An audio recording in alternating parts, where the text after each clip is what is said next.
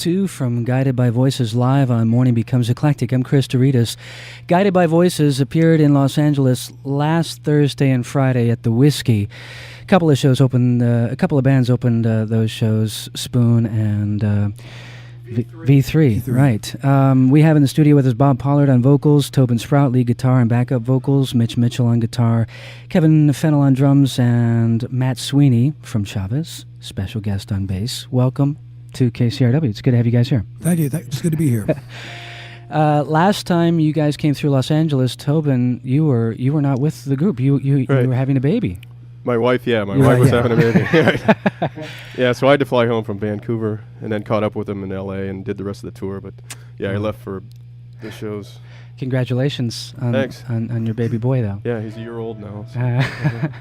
I think she's got another one in the oven right now, too. Man. Yeah, I understand you're expecting another. Yeah. So you're catching up with Bob then now, right? Yeah. Now he's going to have to go through what I went through, and I don't want to tell you what that was.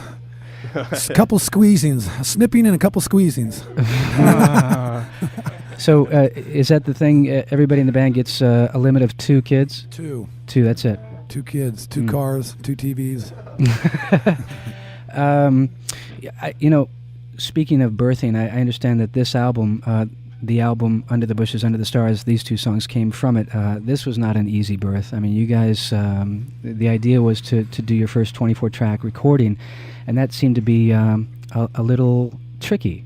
Yeah, well, it's something we've always been not very comfortable with. You know, we've tried it before. We tried it back in the mid-'80s when we did all of our self-released albums, and we just never had much success. You know, we never were happy with the sound, especially the vocal sound. And so we decided, you know, since we had an opportunity to work with some people that knew what they were doing, Kim Deal and Steve Albini, that we'd give it another shot. And for the most part, it wasn't real successful with them either. And I think it was a matter of material. I think, you know, after we went to Europe, we went to Europe, and we came back and we wrote a bunch of really good songs. So that was after the Kim Deal, Steve Albini thing. So we had to go back into a studio. I see. And then we found a place in Dayton, which we're really comfortable with, and this guy really knows what we want. So, like, you know. Well, the real trick here is, I mean, you guys started recording with like 1-track and 4-track, 8-track recorders, studios that were in garages. There was the environment was really a band member itself, wasn't it? Yeah, that's really important for us.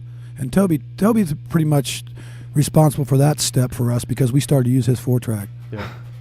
But it's that lo-fi gear that contributes so much to what the sound of the band is. Yeah, it sort of became, once we started using the 4-track, we started to realize what we could do with it. And I think we, you know, from Vampire on Titus till probably through Alien Lanes, we really got into the 4-track. And the revelation for us was that we were able finally to achieve a really warm, good vocal sound. And it was, for the first time, to the 4-track, something we never could accomplish in a big studio. And what was it we used, Tobe, that finally got that sound on Hot Freaks? It's called a Memory Man. It's a guitar effect, and it has like Echoplex. And pretty much just gave us this big room sound. Yeah, it had that real warm transistorized 60s sound, you know, and so like we like that, you know, we're children of the 60s. Interesting, because, you know, I guess it was a 3 months back, we had George Martin in here talking about, you know, Sgt. Pepper being made on a 4-track recorder. No, you're kidding. You didn't have George. Are you serious? You're lying. I promise you, I would not kid you about something like that. You know, when we talked about how that was 4-track, the White Album was 8 tracks. The more tracks they got, the less necessity for creativity there was. Yeah, exactly. It's more of a challenge for 4-track. You know, you have to do the things live in the room and be creative within the room with your amplifiers and how many people you use on each particular track. So yeah, it's easier. You know, the more tracks you have, the easier it is. You know. Yeah, and the less inspired your work's exactly.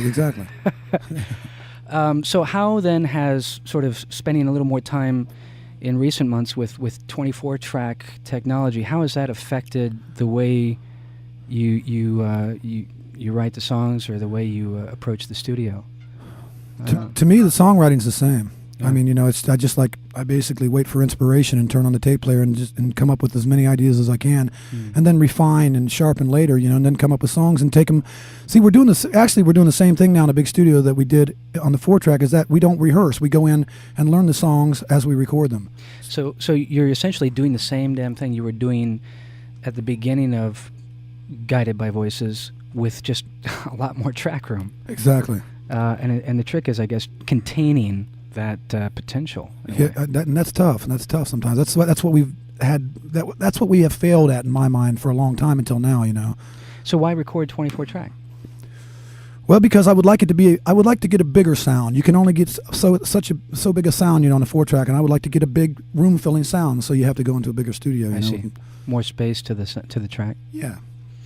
Guided by Voices in studio. Morning Becomes Eclectic on KCRW. We're hearing a live performance. What do you want to do here? How about Cutout Witch?